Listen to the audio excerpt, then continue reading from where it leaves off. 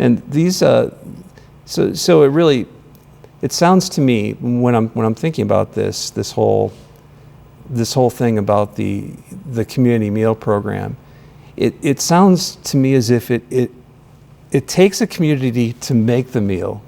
You're opening it up to the community to come into the meal. It's emerging from the ministry of the church in First Ward. You have connections to Woodrow Wilson School. You have connections to the Binghamton schools for the lunch program, and it sounds. And then you also have the pierogi meals that you do every Friday for the entire community, and that's no small undertaking. So these things take a lot of time, a lot of energy, a lot of focus from the congregation in order to make it work. Absolutely. Yeah, and so what is it about Orthodox faith that leads itself? Can you think about how your faith impacts what you do? We're a church. It's what we're supposed to do, and that's the biggest. And I think that's the biggest thing. Is it's we can sell a lot of pierogies and make a lot of money, but it's we need to be giving back to the community as well. And as a church, that's what we're supposed to do. That's what we're intended to do. And when you have 25 kids coming to a meal program that would otherwise be hungry, most of them, a lot of them, it makes it all come home, doesn't it? It does. It does. For me, I think we were doing this food program over the summer, and I grew up in the First Ward, and I'm connected to Woodrow Wilson. I volunteer there, so I know that there are. I'm aware of the demographics of the population at Woodrow Wilson School and in the neighborhood in the First Ward.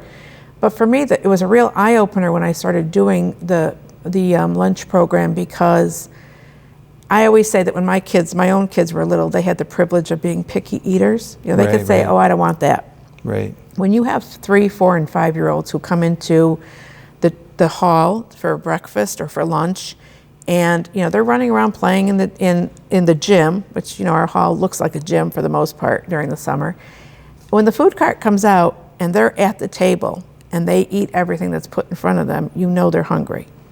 So for me, it was an eye-opener. I realized that we needed to be doing more. So this is really it's a wonderful program, and I'm happy that St. Michael's has embraced it, and that people are coming out and volunteering and making such a difference and an impact in the community. That's really impressive, really touching, actually. Thank you. I can't begin to say how grateful I am for the partnership that we've been able to have with St. Michael's over the year from the Council of Churches. We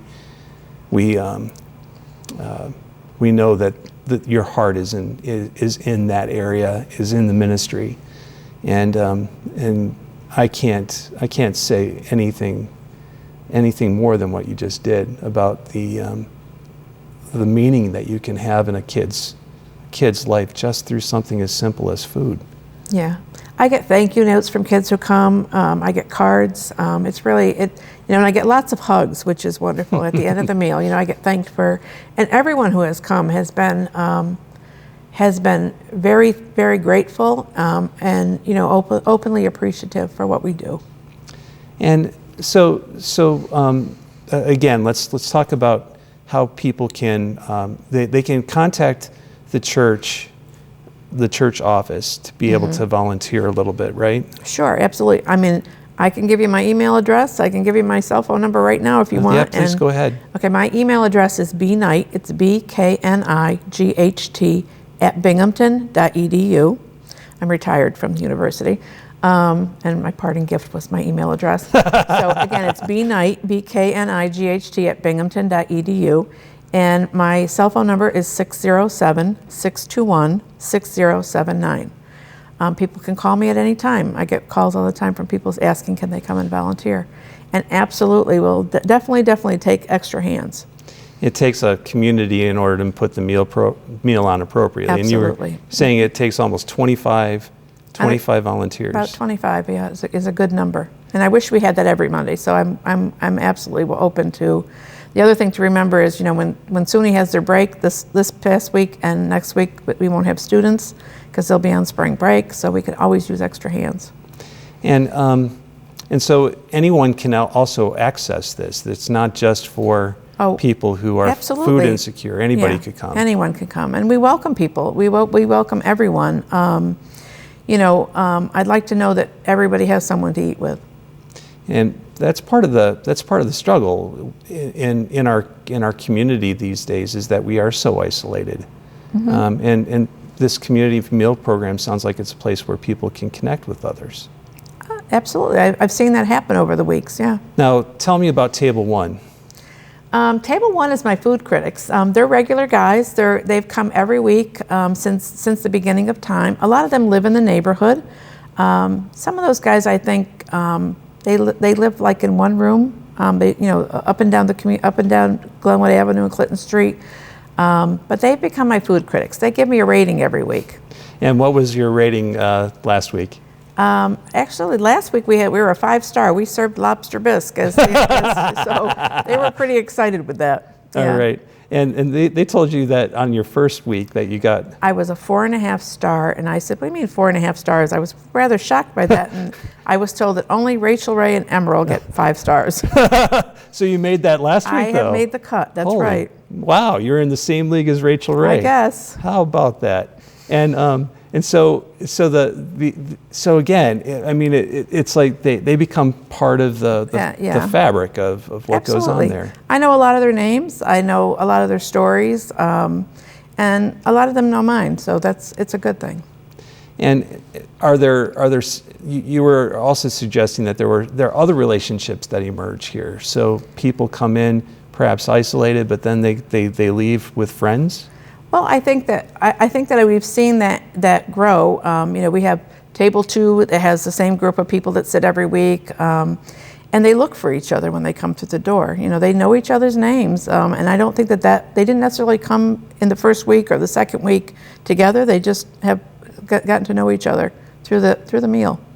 And the young families too that come in, have they started talking with each other? I think that some of them sit together, some of them don't. I mean, we have the issue. It's not really an issue, but when you have a family of 9, they pretty much take up a table of their own. But the kids obviously know each other. Right. They go to school together. Some of them don't go to school together. We have kids that come from all over the place, but they play together, so they've gotten to know each other. And so, again, there's a table where children feel welcome. There's games there. We call it Kids Corner. Kids Corner. And it's for kids only. And adults try to sit there, but they're not welcome. They're not welcome, no. They have that. We do have, we generally have somebody who's a volunteer who will, kind of stay by the table and make sure that the kids are, kept occupied and they're not running around through the tables. And sometimes people like to sit off in the corner by themselves, so they'll take their trays there, and we tell them, this is a kids only section. So they'll move. They get it. All right. And so by Googling St. Mike's, they could connect with the church office, and then you are receiving checks for the ministry. But they would be made out to St. Mike's, so it's tax deductible. Right. And you write community meal program on the memo line. Right, correct. And it will go toward the community meal at St. Mike's. The community meal. Yeah, we've been pretty blessed with donations thus far. Actually, in our food pantry, which we also use the space, we just purchased in this last month 2 freezers, a commercial 2-door freezer and a regular upright freezer from Olam's. Then that was all through community donations and church donations. Well, and those are important pieces of appliances to have if you're thinking about. Absolutely, we needed it desperately. Yeah. The volume of food that you end up getting from Broome Bounty, sometimes you'll get an entire roast, and we were talking earlier about how big those things are. Yeah, some of them I can't lift, so yeah. 35-pound roast is not a trivial thing. No, and you need a place to put it. Yeah, and so that's where the commercial freezers come in. Well, Barb, this has been a really great conversation for us to have, especially with this being the Lenten season, because one of the things that we try to do during Lent is to do works of mercy, works of faith, and for us to be able to enter into the joy of Easter, you have to go through a lot of the hard work of Lent in order to get there. And this would be one place where a person could be able to help demonstrate their faith is by helping at your soup kitchen community meal program for people to be able to be connected to the ministry of Christ in the world. Correct, So, absolutely. Thank you for being on Thank you so Encounter. much for having me. This was a great conversation. Thank you. Thank you. And thank you all for watching today. I hope you have a great Lent